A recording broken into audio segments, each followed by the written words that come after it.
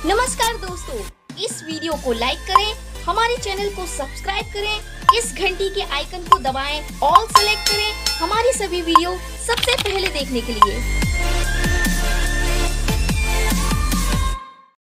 पिला माने देखि पारुथबो कैबिनेट अप्रूव करिछि नुआ ओ स्कॉलरशिप स्कीम सबु कॉलेज पिला मानक पई जोटा कि डिसीजन टा निया है 16 फेब्रुआरी जोटा कि अपडेट डिसीजन एटी मेंशन करा है। देखि पारुथबो नवीन सरकार को देखुथबो तापर रहला तमरो पिला माने सब एटी फोटो रहिछि। देखो 6 लाख स्टूडेंट स्कॉलरशिप पाइबे, 10,000 पाइबे वर्ष को गर्ल स्टूडेंट माने झियो पिला माने, 9,000 पाइबे वर्ष को पुओ पिला माने। तापर तुम SC ST लेबर कार्ड जो थी जार सब से पिला मैंने सब पाइबे केते ना ये 11,000 पाइबे झील मैंने, 10,000 पाइबे पुओ मैंने।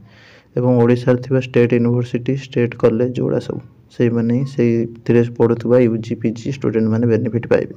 5 वर्ष प्राय सरकार 3701 कोटी टका खर्च करेंगे। ठीक अच्छे, यहाँ पूरा बर्तमान समय अपडेट तो से अनुसार तुम मैंने सब अप्लाई कर जो मैंने भी पोस्ट मैट्रिक पकईच कि टेंशन ना।